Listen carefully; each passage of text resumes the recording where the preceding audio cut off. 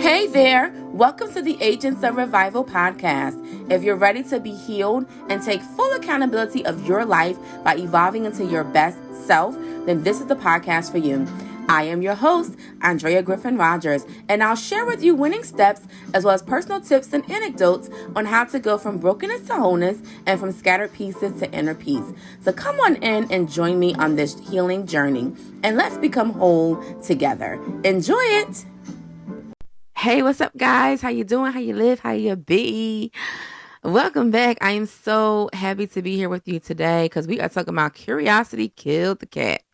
Yep, I'm sure you've heard this thing before, but if you live in a country that hasn't said it before, it's normally talking about how the cat died, and the cat died because it was being curious to go look at something or see something. If you ever watched famous TV shows like Tom and Jerry or what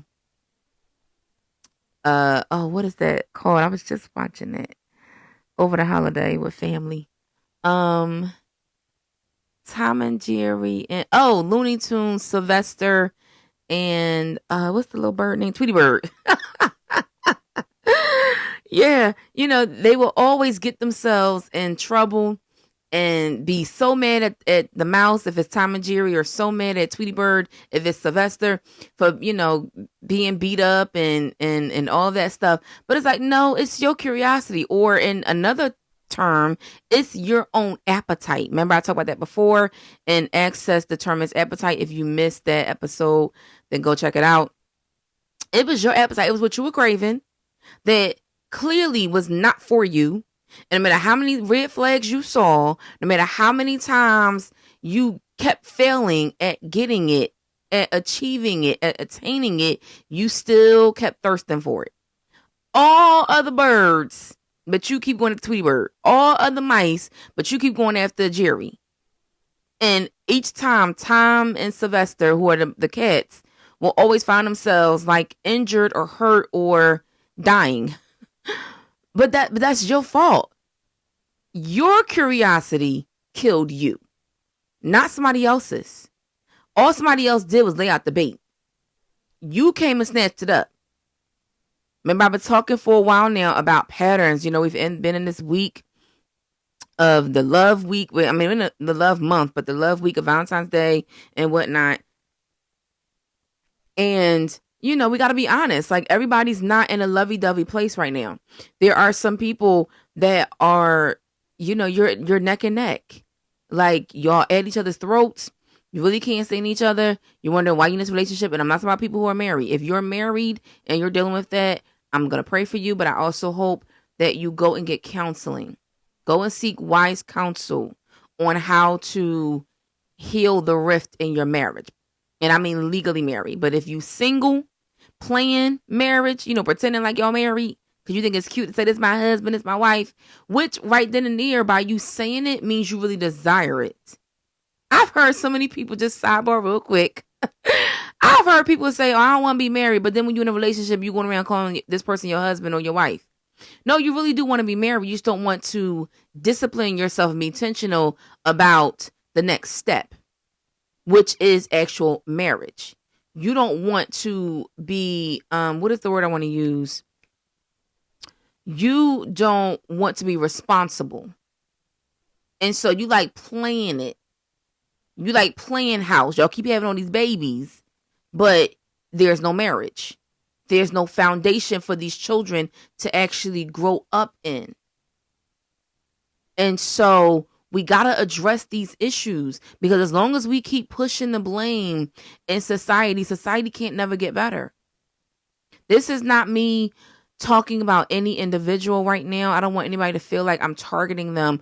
I'm identifying some things to hope, that it will help you to start making some healthy choices and decisions in your life. If you're somebody that has a lot of kids with your baby dad or several baby dads, that's okay. But you can make a decision today to say, you know what? I'm not about to sleep with another man until I, deal with myself and my issues and my wounds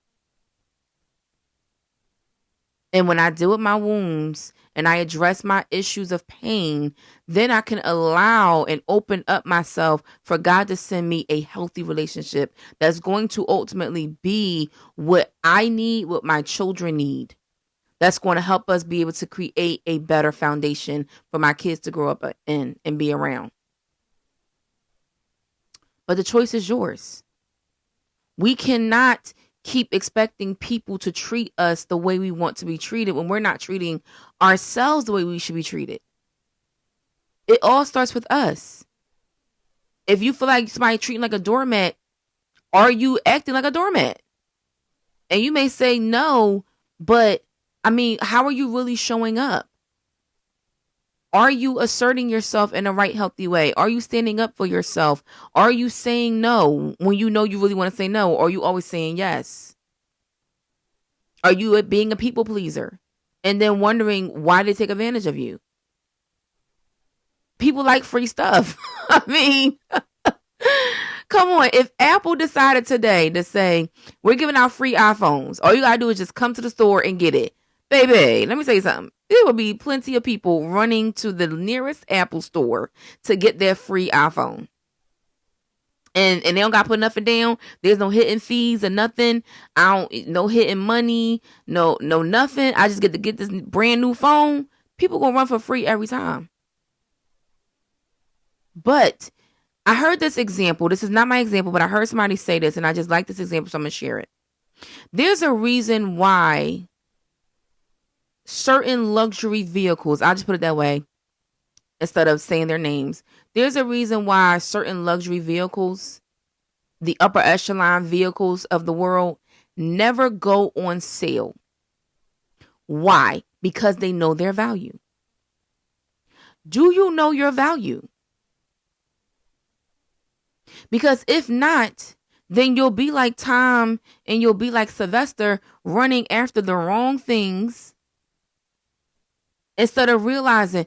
I used to watch these shows growing up and to watch them over the holiday with family. And I'm like, now, for example, so to my Looney Tunes.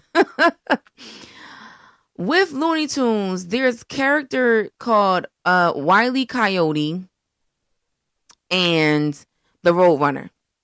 Now, Wile E. Coyote always wanted the Roadrunner to be able to eat the Roadrunner because he was hungry. Yet, throughout the entire portion of the episode between Wile E. Coyote and Roadrunner, Wile E. Coyote would go and buy all these Acme products.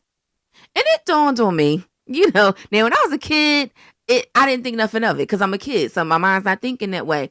But as an adult, I finally thought and said, if he got all this money, and I feel like some of y'all getting it, y'all already saying it with me.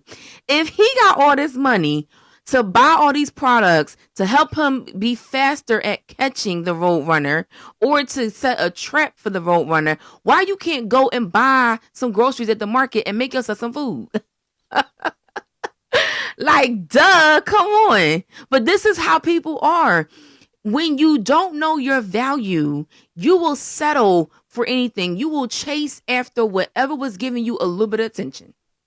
See, the Roadrunner every now and then will stop, look at Wile E. Coyote and say beep beep and then keep going. So that made Wile E. Coyote even more hungry to get it, more hungry to go after it, willing to spend, I would say at this point, millions of dollars in products from Acme, which never worked. Products from Acme to try and trap or catch the Roadrunner. Do you know how many more Roadrunners he could have just bought at the market? And I'm saying that because I use practical examples for spiritual principles. If you're new to my podcast, welcome. Thank you for your support. Thank you for your intentionality to better yourself.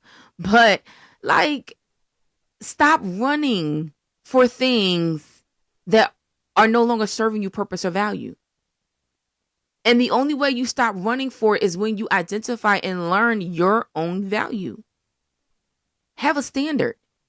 Because if you don't have a standard, you will fall for anything. You will chase after anything.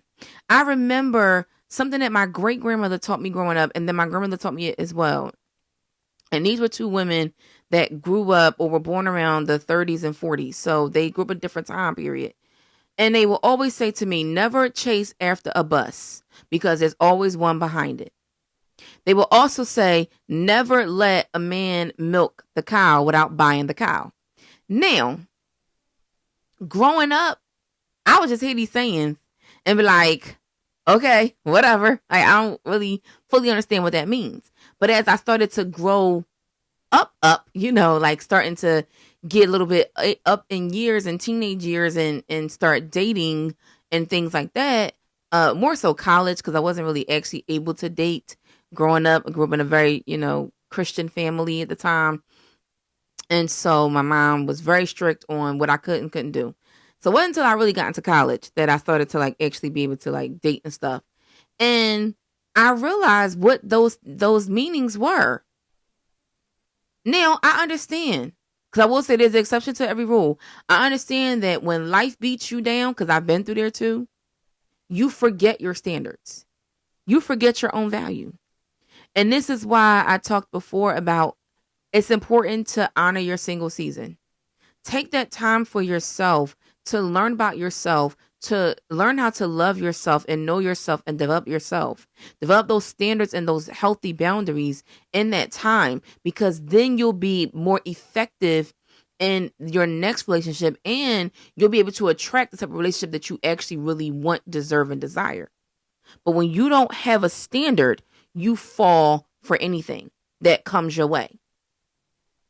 And so when I first started dating, because of all these teachings that I learned growing up, my standard was up. Like, you ain't going to just be milking the cow and I buy the cow. You're not going to just, I'm not chasing you. I'm not fighting. I've never fought over any man because of, again, those teachings I learned growing up. And now you may say, well, what is the chasing part? That's what the saying means of don't chase after a bus because there's always one behind it. That's what that means. It means not really an actual bus, even though if you look at buses wherever you live, it's always a bus coming right behind it. Unless you're somewhere where buses stop running at a particular time, within a particular time period, another bus is going to come in the route and direction you got to go in. And so the same thing in relationships. Why chase and fight after a man when there's another one right behind it if you just move him out the way? Same thing for my fellas. Why chase and fight after a woman that don't want to be kept?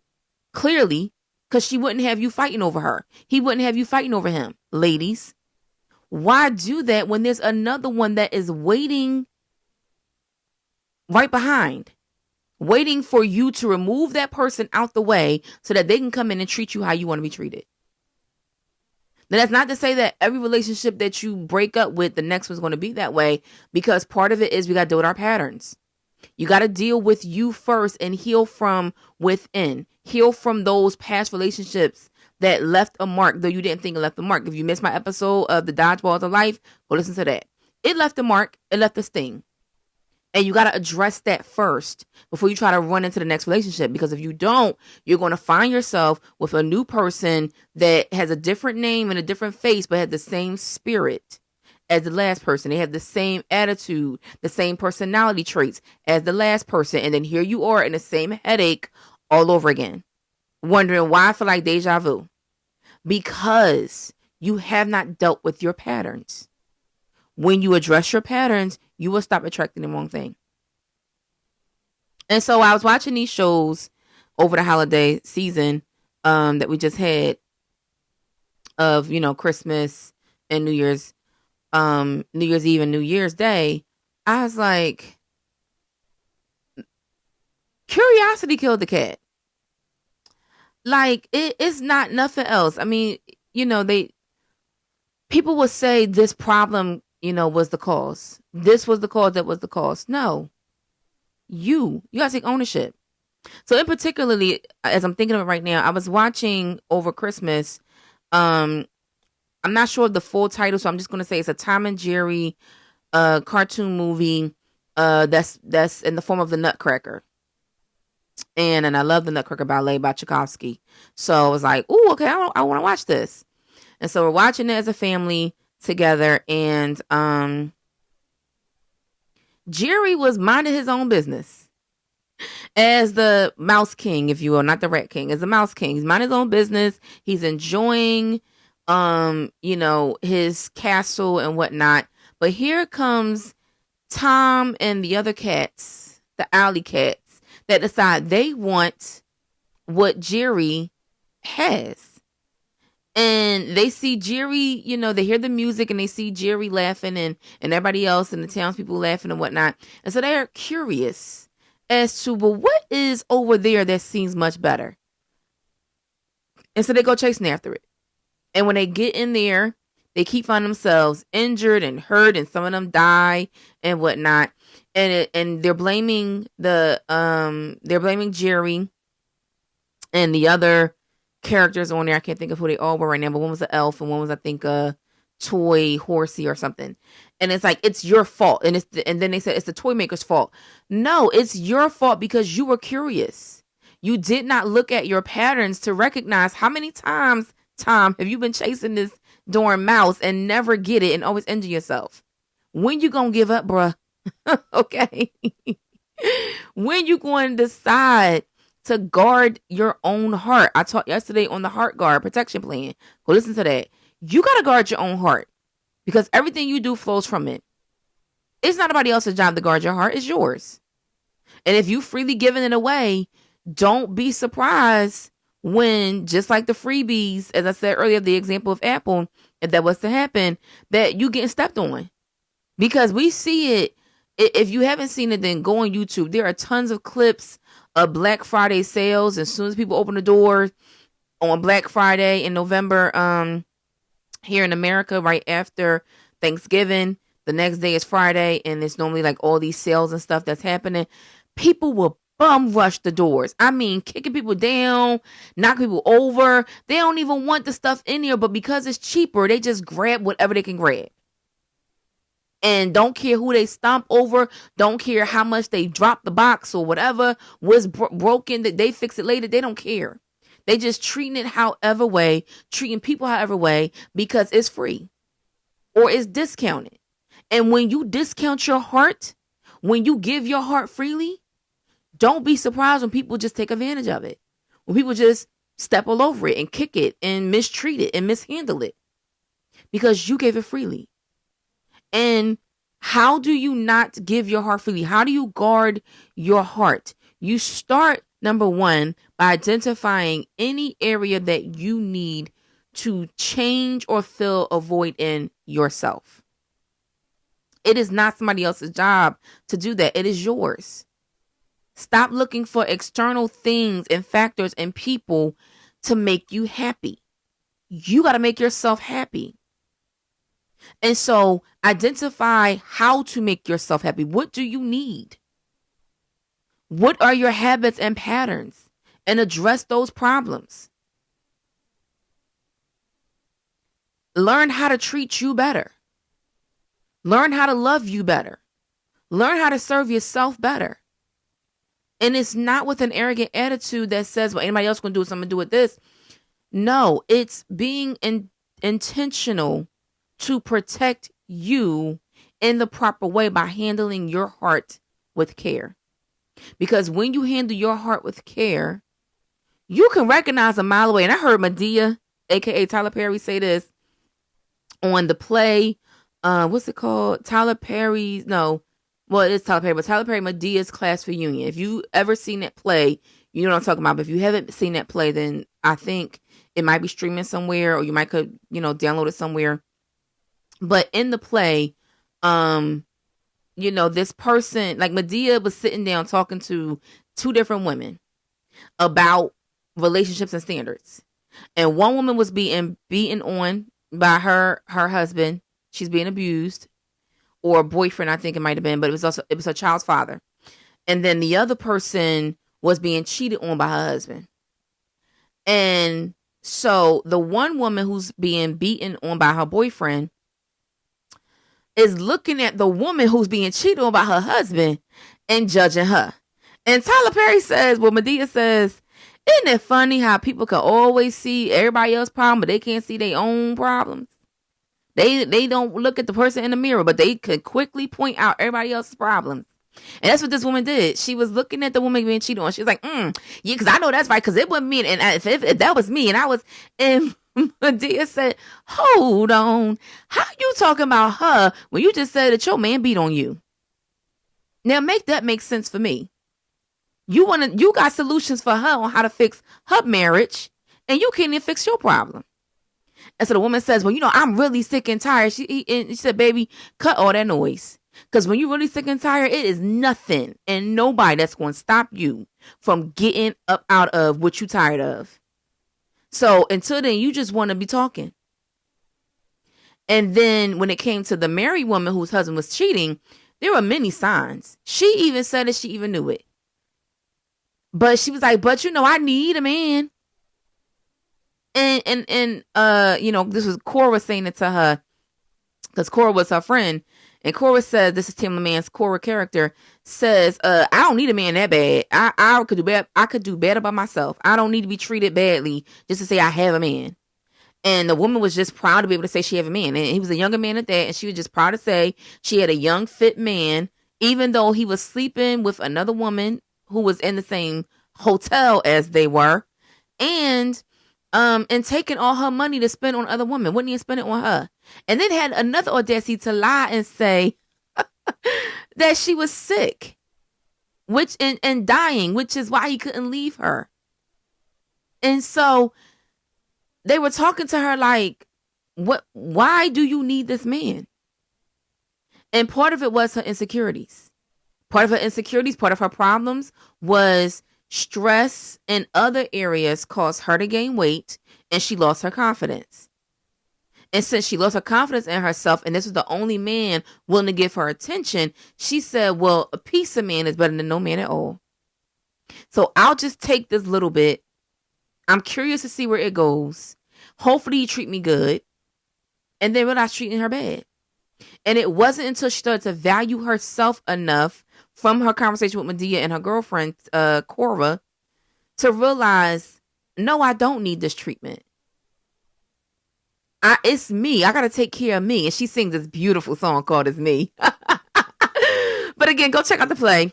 But, she realized it's me. It's not you. It's me. I got to take care of me. I have to learn how to love me again.